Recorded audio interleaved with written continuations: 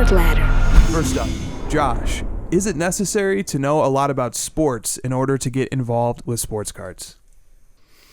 I don't know if it's necessary to know a lot, but you definitely have to have interest in sports, I would say, because I think the key to being successful in anything really is having genuine interest and passion in that thing. And if you don't like sports or you don't know a lot about sports, it's going to be really hard to get into sports cards, especially because if you don't, then your primary motivation is money, and I don't think that's going to be the best key to success. Now, how much do you need to know? Is this like fantasy football where you really kind of need to know quite a bit, or not like that?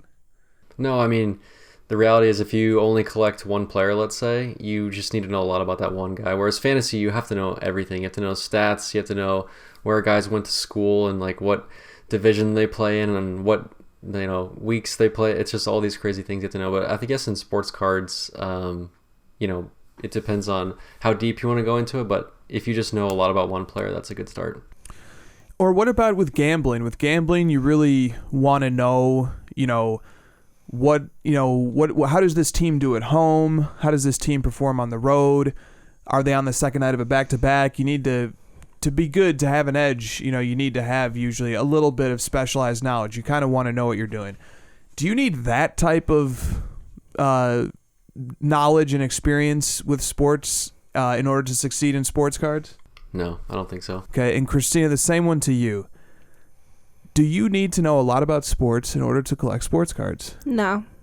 Okay. You don't need to know anything at all. Some of the best ways to learn... You need to know some things. You need to know words. How to use the internet. Okay. Some of the best ways to learn, and this is proven, is immersion. Total immersion. So if you're not sure about sports, but you really like the designs and the artistry of sports cards, and you have friends who are in the hobby, then just dive in. Like, seriously, just dive in. Do your research, learn as you go, and just have fun. Now let me turn the question around and phrase it in the positive. Okay. And I'll start with you and then go to Josh. What should you know about sports in order to collect sports cards?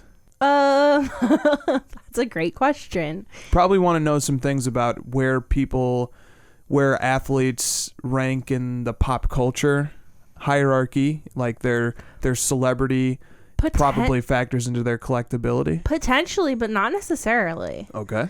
I would say that yes, if it depends what kind of collector you're trying to be. So if you're trying to be just a collector of the Timberwolves because you're from Minnesota, then you don't really care if Karl Anthony Towns isn't an all-star every year. That's your team. That's your player. Like, that's your PC player, right? So I think that yes, but no. But built into that answer, you're going to want to know who's on the roster of your team. Yes. You're going to want to know if they have any hot draft picks. That's going to impact how much budget you should allocate to collect on that team. Okay, let me throw it to Josh. Josh, how much should you know about sports in order to get involved in collecting sports cards? I mean, I'm kind of piggybacking off Kristina here. I think you just need to be a fan. You need to figure out who your favorite teams are, your favorite players, get to know them, enjoy watching them. I think it just kind of is rooted in your enjoyment of the sport itself, the player, whatever it is. And I would go so far as to say is like the sports cards, if you get more into that and like she said, immerse yourself in the sports cards, you'll start to like the sport itself better. You can actually start it the other way, because I know you guys started Luka collecting and now you're huge Mavs fans, by default. You just everything about the Mavs, all their bench players. It's gotten you more into the sport itself. So I would even go as far as to say is the sports cards can do the reverse, right? If you know about sports cards, you can get into sports. Indeed, and I like that, because there is the thing that you really need to be in tune with sports-wise is your fandom. That's going to lead to understanding collectability on an intuitive, natural level, is being in touch with players that you're a fan of and that you like to root for, and teams and organizations that you like to collect and that you like to root for. Very different.